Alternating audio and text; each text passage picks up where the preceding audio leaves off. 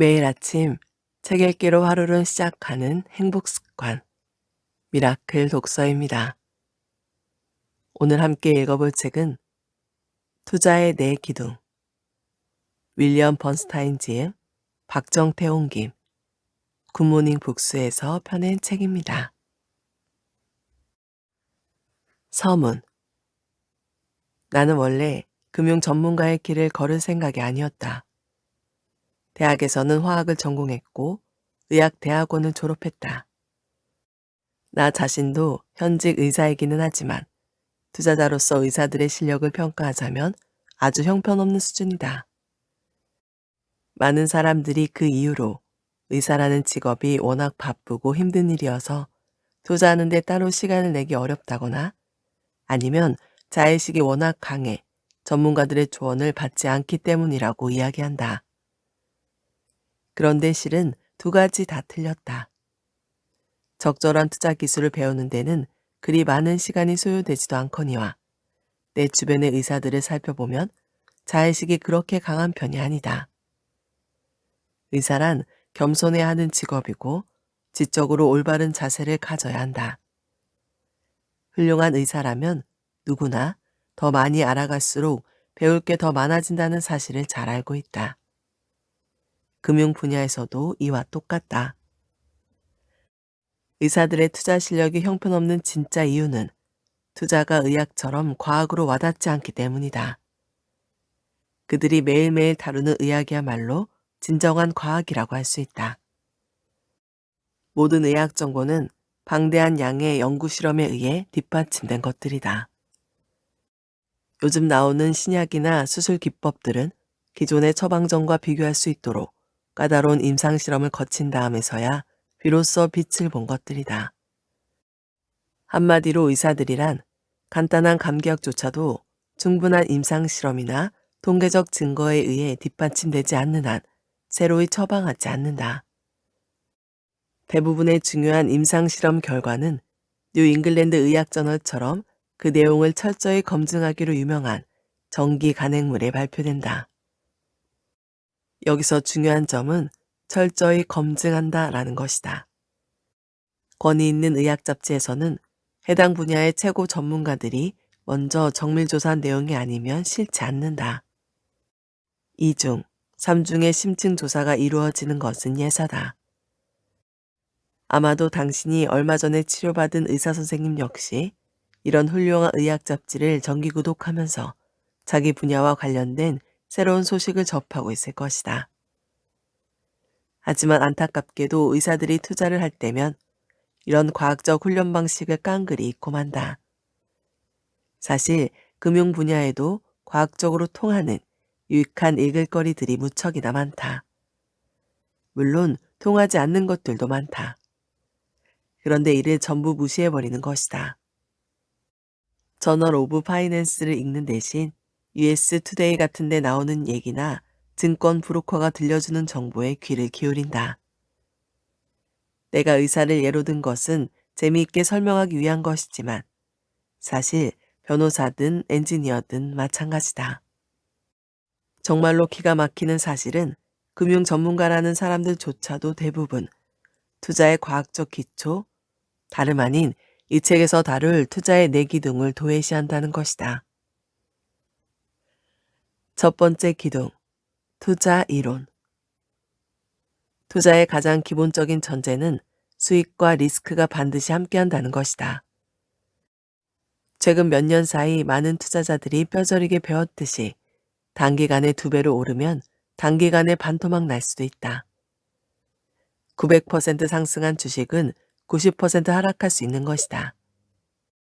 만약 증권 브로커가 당신에게 전화를 걸어 어느 종목이 곧 급등할 것이라고 말해준다면 그것은 그 증권 브로커가 당신의 지적 능력을 대단하게 생각하지 않는다는 뜻이다. 물론 어느 종목이 급등할 것이라는 사실을 그 증권 브로커가 진짜로 알았을 수도 있다. 실제로 그렇다면 그 증권 브로커는 당신은 물론 자기 어머니한테도 그 사실을 알려주지 않을 것이다. 그 증권 브로커는 당장 회사를 그만둔 뒤 돈을 최대한 빌려 해당 종목을 매수한 다음 휴양지로 떠날지 모른다. 이 책에서 가장 중요한 부분이라고 할 수 있는 제1부에서는 매일매일의 투자와 관련된 이론과 데이터의 진실을 샅샅이 파헤쳐 볼 것이다. 그렇다고 너무 겁먹을 필요는 없다. 내가 이 책을 쓴 목적은 독자들에게 최대한 흥미있고 이해하기 쉽게 이런 정보를 전달하기 위한 것이니 말이다. 제1부에서 배울 내용은 이런 것이다. 첫 번째, 주식에 투자하든 아니면 채권이나 부동산 혹은 어떤 자산에 투자하든 당신의 수익률은 리스크에 얼마나 노출돼 있느냐에 따라 결정된다. 따라서 이 책에서는 리스크를 어떻게 계산하는지, 또 리스크와 수익률은 서로 어떻게 연관돼 움직이는지 알려줄 것이다. 두 번째, 장기적으로 보면 여러 종류의 주식과 채권들의 잠재 수익률을 측정하기란 그리 어려운 일이 아니다. 하지만 아주 뛰어나다고 평가받는 전문가들조차 이 문제를 제대로 다루지 못한다. 세 번째, 자산을 운용하는 머니 매니저들의 수익률이 좋고 나쁜 것은 거의 전적으로 운에 따른 것이지 기술 때문이 아니다. 따라서 최고의 수익률을 올려줄 종목이나 뮤추얼 펀드, 헤지 펀드 혹은 증권 브로커를 찾아내려고 애써봐야 전혀 도움이 되지 않는다. 네 번째, 가장 큰 투자 리스크는 적절하게 분산 투자를 하지 않는 리스크다. 다섯 번째, 무엇보다 중요한 것은 포트폴리오 전체의 흐름이지 투자한 개별 자산 각각의 등락이 아니다. 포트폴리오 전체와 개별 자산은 서로 다른 방향으로 움직일 수 있고 이 점을 유리하게 활용할 수 있다. 다양한 유형의 투자 상품을 효과적으로 혼합하는 과학적 배분을 일컬어 포트폴리오 이론이라고 하며 이 포트폴리오 이론은 투자의 세계에서 가장 중요한 자리를 차지한다. 두 번째 기둥, 투자 역사. 시장과 투자자들이 가끔씩 미친 듯이 휩쓸려 다닐 때가 있다. 물론 이런 광기는 지나고 나서야 확실해진다.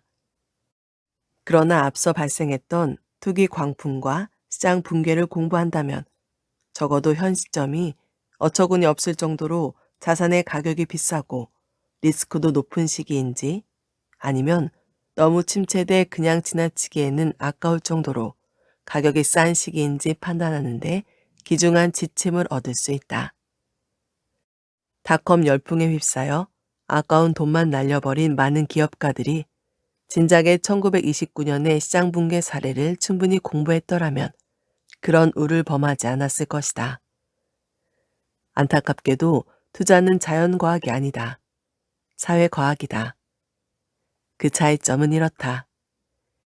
교량이나 전기회로, 항공기는 일정한 조건 아래서는 반드시 똑같은 방식으로 반응해야 한다. 물리학이나 전자공학, 우주항공공학 같은 자연과학은 전부 그렇다. 그런데 투자의 세계나 사회학, 정치학 같은 사회과학에서는 똑같아 보이는 시스템이 시대나 상황에 따라 전혀 다르게 움직인다. 달리 설명하면 의사나 물리학자, 화학자의 경우 자기 분야의 역사를 모르더라도 크게 염려할 필요가 없다. 하지만 투자의 역사를 모르는 투자자는 돌이킬 수 없는 상처를 입을 수 있다.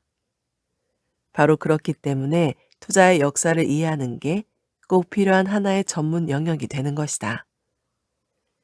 투자의 역사를 공부하는 장에서는 최대한 넓은 시각으로 다음과 같은 내용을 조망할 것이다. 첫 번째, 수세기에 걸친 투자의 역사에서 읽어낼 수 있는 각종 투자 상품들의 장단기 흐름은 무엇인가?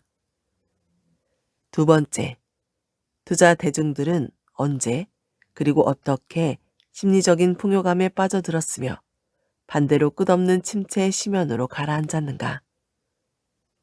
세 번째, 현대적인 투자 공학으로 인해 투자자들은 얼마나 더 새로운 리스크에 노출되었는가? 세 번째 기둥, 투자 심리. 우리가 흔히 인간 본성이라고 부르는 특성들이 제어되지 않은 채 투자의 세계로 들어오면 치명적일 수 있는 전혀 엉뚱한 행동을 불러온다. 간단한 예를 들어보자. 사람들은 이길 확률은 아주 낮지만 큰 상금이 걸린 게임에 기꺼이 돈을 건다.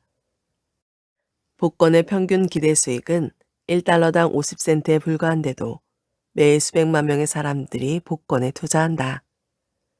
복권이야 아무것도 아닐 수 있지만 만일 주식시장에서 이런 식의 투자 전략을 쓴다면 패가망신할 수 있다. 주식 투자로 가장 빠른 시일 안에 가진 돈을 전부 날릴 수 있는 방법 가운데 하나는 대박을 터뜨릴 종목만 골라 집중 투자하는 것이다. 투자 업계와 학계에서 개별 투자자들의 심리 상태가 의사결정에 어떤 영향을 미치는지 진지하게 연구하기 시작한 것은 최근의 일이다.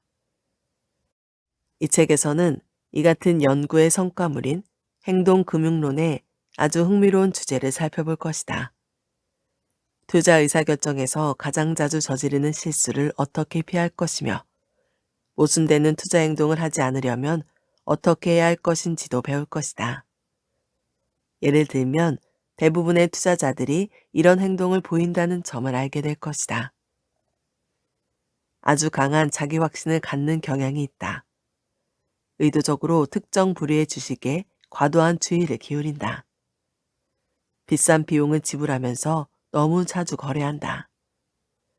매우 규칙적으로 비합리적인 매매 의사 결정을 내린다. 네 번째 기둥, 투자 비즈니스.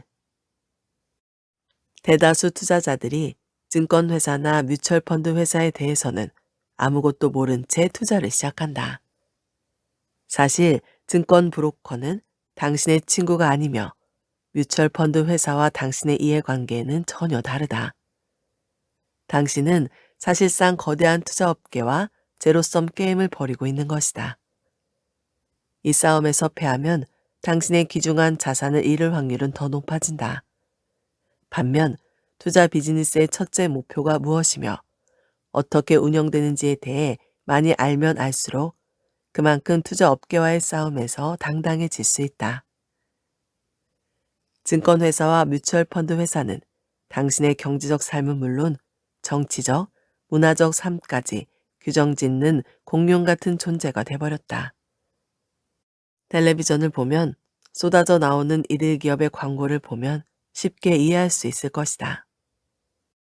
이 책의 제4부에서는 금융서비스 산업의 운영 방식을 살펴보고 이 산업이 오로지 자신들을 위해서만 존재한다는 점을 지적할 것이다. 첫 번째, 투자회사의 존재 목적은 단 한 가지다. 투자자들로부터 수수료와 각종 보수를 최대한 많이 받는 것이다. 결국 우리는 이들 거대한 야수와 제로섬 게임을 벌이는 셈이다. 두 번째, 다른 전문 분야 같으면 용납되지 않을 교육적, 도덕적, 윤리적 규범 아래서 영업한다. 가령 변호사나 은행원, 회계사들은 모두 법적으로 고객들에게 신의 성실의 책임을 진다. 그러나 증권 브로커는 그런 책임을 지지 않는다. 이들 네 가지 영역을 전부 마스터했다면 비로소 전체적인 투자 전략을 세울 수 있다. 또 투자 자산 각각의 특징과 투자 비중을 진주하게 고려하면서 짠 투자 프로그램을 완성한 다음에야 성공의 기회를 잡을 수 있다. 네 가지 기둥 가운데 어느 하나라도 부실하다면 투자 프로그램 자체에 심각한 문제를 일으킬 것이다. 제 아무리 고도의 투자 전략으로 무장했다 하더라도 네 가지 기둥을 마스터하지 않았을 경우 어떤 결과를 낳게 되는지 두 가지 사례만 들어보겠다. 우선 막강한 큰손 투자자다. 높은 레버리지로 투기를 벌이다가 1998년에 전 세계 금융 시스템을 휘청거리게 만들었던 롱텀 캐피털 매니지먼트의 주요 인물들을 보면 첫 번째 기둥인 투자 이론에 관한 한 확실해 보인다. 노벨 경제학상 수상자가 2명씩이나 참여했을 정도니 말이다. 세 번째와 네 번째 기둥, 즉, 투자 심리와 투자 비즈니스에 관해서도 충분히 이해하고 있었을 것이다. 그런데 불행히도 회사 이름과는 달리 두 번째 기둥, 즉, 자본시장의 오랜 역사에 관한 지식은 아무도 제대로 갖추지 않았다. 불과 몇 년 정도의 금융 관련 데이터에 집중했을 뿐, 시장이 때로는 정상적인 궤도에서 이탈하며 이전에는 전혀 보지 못했던 상황이 벌어지기도 한다는 사실을 망각했다. 서구 금융시장의 역사에 관한 현장 지식을 갖고 있었더라면 자신들의 투자 전략이 자멸할 수도 있다는 사실을 미리 알아차렸을 것이다. 다음으로 개미 투자자들의 사례를 보자. 롱텀 캐피털 매니지먼트들과는 달리 개인 투자자들은 첫 번째와 세 번째 기둥, 즉 투자 이론과 심리에서 약점을 안고 있다. 이로 인해 매일매일의 투자에서 리스크와 수익률 간의 상관관계를 제대로 이해하지 못하고 특히 시장이 크게 흔들릴 때면 중심을 잡지 못한다. 여기서 든 두 가지 사례는 단지 개략적인 것일 뿐이다. 개인 투자자들이 실패하는 과정을 들여다보면 개인들의 성격만큼이나 다양하다. 이 책에서 제시하는 네 가지 기둥은 실패를 피해갈 수 있는 아주 소중한 안내자가 되어줄 것이다. 특히 이 책에서는 놀라울 정도로 규칙적으로 반복되는, 그래서 그 자체로 경고의 등불이 되는 자본시장의 역사를 보여줄 것이다. 지금처럼 금융시장의 움직임에 누구나 촉각을 곤두세우는 경우는 역사적으로 전례가 없었을 것이다. 그러나 금융시장의 동향에 귀 기울이는 것은 경제적 가치와는 별개로 경쟁력 있는 개인으로서 당연히 갖춰야 할 덕목이 돼버렸다. 네 가지 기둥을 활용하기. 네 가지 기둥을 마스터했다면 이제 투자의 최우선 목표, 즉 경제적 독립을 달성하고 그것을 유지하며 편하게 잠자리에 든다는 모든 투자자들의 꿈을 이룰 수 있는 최적의 투자 전략을 짜야 한다. 효율적인 투자 포트폴리오를 운영하는 데 필요한 요소들은 다음과 같다. 앞으로 저축할 수 있는 금액은 얼마이며 언제 은퇴할 것인지 계산한다. 여러 종류의 주식과 채권에 자신의 재산을 얼마씩 분산 투자할지 결정한다. 투자할 뮤추얼 펀드와 유가 증권을 선택한다. 이제 백지 위에서 자신의 포트폴리오를 구축하라. 포트폴리오를 장기적인 관점에서 유지하고 조정하라. 결론. 나는 이 책에서 투자 이론과 역사, 심리, 전략에 관한 내 생각을 최선을 다해 전달하고자 했다. 하지만 저자로서 내가 가진 재주가 부족함을 통감했다. 또한 이 책이 스릴러 소설류가 아닌 만큼 대단히 흥미진진하지도 않을 것이다. 더구나 투자라는 게 어떤 부분에서는 전문가들에게조차 애매한 구석이 있다.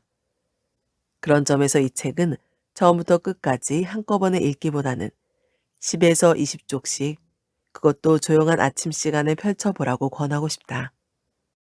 끝으로 나는 이 책의 깊이 있고 유익한 내용을 가능한 한 전부 담고 싶었지만 한 권의 책으로 투자에 관한 모든 것을 배울 수는 없을 것이다. 따라서 투자의 지평을 열어줄 지침서 정도로 활용될 수 있다면 더 이상 바랄 게 없다. 우리 삶의 다른 부분과 마찬가지로 개인의 투자 활동 역시 끝이 없는 여정이다. 현명한 투자자는 절대로 배우는 일을 멈추지 않는다. 이런 이유로 제11장 말미에 적어놓은 도서 목록은 투자의 여정에서 길잡이가 되어줄 것이며 경제적으로 자립할 수 있는 강인한 두 발을 갖게 해줄 것이다. 첫 번째 기둥, 투자 이론. 제1장 요약. 1. 주식시장과 채권시장의 역사를 돌아보면 리스크와 수익률은 불가분의 관계라는 점을 알 수 있다. 높은 리스크를 부담하지 않고서는 대단한 수익률을 기대할 수 없다. 낮은 수익률을 감수하지 않고서는 안전한 투자를 기대할 수 없다. 정치적, 경제적으로 전망이 밝아 보일 때는 수익률이 매우 낮다. 모든 전망이 한결같이 어두울 때가 수익률이 가장 높다. 2. 위험 자산은 보유 기간을 길게 가져갈수록 손실 가능성을 줄일 수 있다. 3. 미국 주식시장의 장기 수익률이 뛰어나다는 사실에 너무 현혹되지 말자.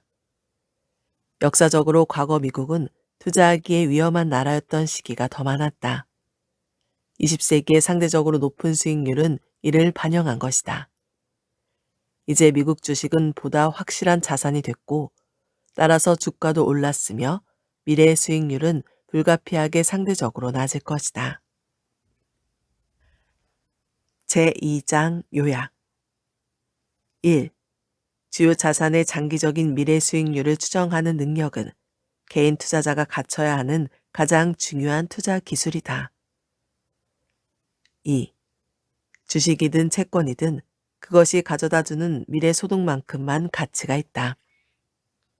이 소득 흐름은 지금 당장 지급받는 소득에 비해 가치가 적으므로 반드시 현재 가치로 할인해야 한다. 3. 소득을 할인할 때 적용하는 할인율은 자산 가치와 역의 관계를 갖는다. 할인율이 높을수록 자산 가치는 낮아진다. 4. 할인율은 자산의 기대 수익률과 같다. 해당 자산에 대해 사람들이 인식하는 리스크에 따라 결정되는 것이다. 리스크가 높을수록 할인율, 즉 기대 수익률도 높아진다. 5. 장기적으로 자신의 할인율, 즉 기대 수익률은 배당 수익률과 성장률을 합친 것과 계략적으로 일치한다. 현재 주가가 높고 배당 수익률이 낮으면 앞으로의 수익률은 지금까지보다 낮아질 것이라는 의미다. 6. 앞에서 언급한 내용들은 적어도 20년 이상의 장기 수익률에만 해당되는 것이다.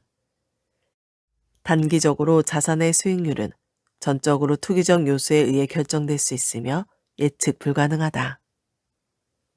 7.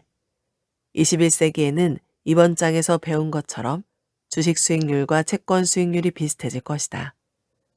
이 말은 아무리 공격적인 투자자라 하더라도 주식 투자 비중을 80% 이하로 가져가야 한다는 것이다. 제3장 요약. 시장은 당신보다 똑똑하다. 1. 프로 머니 매니저들 사이에서도 종목 선정 기술이 있다는 증거는 거의 없다. 머니 매니저들의 상대적 수익률을 연도별로 조사해보면 거의 무작위적이다. 2. 누구도 시장의 타이밍을 맞출 수는 없다. 3. 평균적인 머니 매니저들의 총 수익률은 시장 수익률과 같다. 4. 머니 매니저들의 기대 수익률은 시장 수익률에서 비용을 뺀 것이다. 5. 만족스러운 수익률을 얻는 가장 믿을 만한 방법은 시장 전체를 보유하는 것, 즉 인덱스에 투자하는 것이다. 제4장 요약. 완벽한 포트폴리오. 1. 과거의 포트폴리오 수익률은 미래의 포트폴리오가 거둘 성과를 아주 희미하게 비춰줄 뿐이다. 지난 10년 혹은 20년간의 자료를 기초로 포트폴리오를 설계해서는 안 된다. 2. 자신에게 가장 적합한 자산 배분을 위해서는 리스크와 시장 평균과의 수익률 오차, 포트폴리오의 복잡성을 스스로 얼마나 받아들일 수 있는가를 알아야 한다. 3. 가장 중요한 자산 배분 결정은 위험자산 주식과 무위험자산, 단기 채권 및 CB, MMF 간의 투자 비중을 정하는 것이다. 4. 기본적으로 분산 투자해야 할 주식 자산은 해외 주식과 리츠다. 해외 주식은 주식 투자의 40% 미만으로 해야 하고 리츠는 15% 미만이라야 한다. 5. 소형주와 가치주, 기금속 관련주 투자는 해볼 만한 것이기는 하지만 반드시 해야 하는 것은 아니다. 12장 마지막 당부의 말. 먼 길을 여행한 기분일 것이다. 이 책은 개인 투자자를 대상으로 한 시중의 투자 관련서에 비해 그 범위가 훨씬 더 넓다. 부디 이번 여행이 풍성한 결과를 맺기를 기원한다. 투자의 네 기둥에 관한 설명은 하나하나가 그 자체로 의미가 있지만 현명한 투자자라면 꼭 알아둬야 할 내용으로 절대 빠질 수 없는 것들이다. 그러면 지금까지 배운 것들을 하나씩 되짚어보자. 첫 번째 기둥, 투자 이론. 리스크와 수익률은 서로 떨어질래야 떨어질 수 없는 불가분의 관계이다. 겁나는 리스크 없이는 높은 수익률도 기대할 수 없다. 안전한 투자를 바란다면 낮은 수익률을 감수해야 한다. 매력 없는 기업의 주식은 매력적인 기업의 주식보다 반드시 더 높은 수익률을 제공해야 한다. 그렇지 않다면 아무도 그 주식을 사지 않을 것이기 때문이다. 똑같은 이유로 정치적으로 불안정한 저개발 국가의 수익률은 선진국보다 높아야 한다. 리스크는 낮으면서 높은 수익률을 보장하겠다는 제안은 무조건 사기다. 주식시장의 장기 수익률을 추정하기는 비교적 쉽다. 주식시장의 배당 수익률과 장기적인 주당 순이익 성장률을 더하면 된다. 신용 등급이 높은 우량 채권의 장기 수익률은 배당 수익률과 동일할 수밖에 없다. 채권 발행자가 지급하는 이자는 늘어나지 않기 때문이다. 시장은 냉혹할 정도로 효율적이다.